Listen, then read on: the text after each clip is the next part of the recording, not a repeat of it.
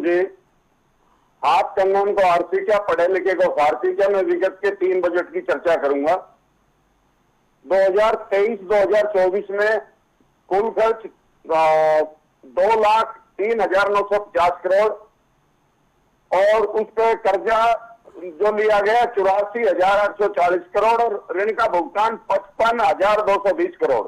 2024-25 में जो कुल खर्च जो अनुमानित था 2,19,870 करोड़, कर्ज बढ़ के हो गया 97,163 करोड़ और ऋण का भुगतान हो गया 64,044 करोड़। और 2025-26 में जो बजट अनुमान थे 2,20,000 करोड़ और ऋण 97,000 करोड़ और ऋण के भुगतान के लिए 64,000 करोड़ और वर्तमान बकाया सार्वजनिक ऋण लगभग 3.98 लाख करोड़ रुपया है।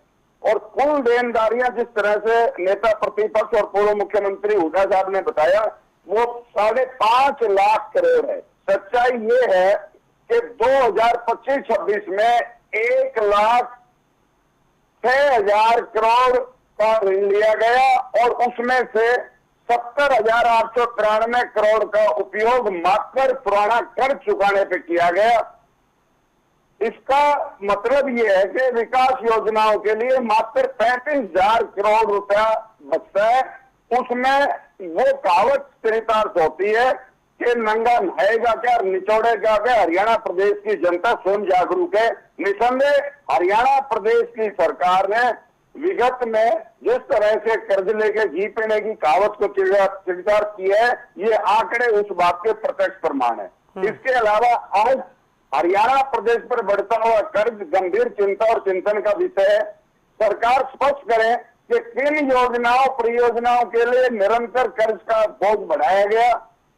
जिस तरह से मेट्रो ये कर नहीं पाए और जिस प्रकार की सुविधाएं होनी चाहिए थी वो प्रदेश में हुई नहीं। कोई यूनिवर्सिटी इन्होंने बनाई नहीं, कोई IIM इन्होंने बनाया नहीं, कोई IIT इन्होंने नहीं बनाई। आखिर इतने भारी कर्ज की उपयोगिता क्या है। निश्चित तौर पे जो मर्जी सेठी बगाड़े, लेकिन आज डबल ट्रिपल इंजन जो तथाकथित इनकी चल रही है निरंतर उसमें कर्ज बढ़ता जा रहा है और ये कुप्रबंधन का प्रत्यक्ष प्रमाण है। ठीक है। विगत 12 वर्षों में बताएं आज तो कौन सी बड़ी योजनाएं परियोजनाएं इस कर्ज से पूरी हुई।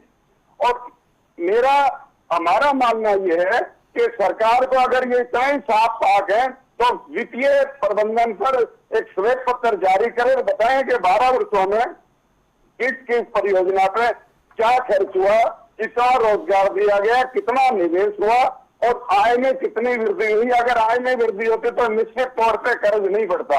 आज प्रदेश का स्वास्थ्य निश्चित तौर पे वित्तीय प्रबंधन ठीक नहीं है और कर्ज चुकाने के लिए निरंतर कर्ज लिया जा रहा है। इसके अलावा एक और विषय में कह के, क्योंकि आज कर्ज का विषय है, जिस प्रकार से सरकारी संरक्षण में विगत में जो 600 करोड़ रुपए से ज्यादा का घोटाला सरकार की आंख के नीचे इनके उच्च अधिकारियों नीचे, ये तो एक वानगी है। अगर सारे वित्तीय तंत्र के ऑडिट कराया जाए तो हमें ऐसा प्रतीत होता है कि दाल काली नहीं, ये सारी के सारी इनकी सरकार काली।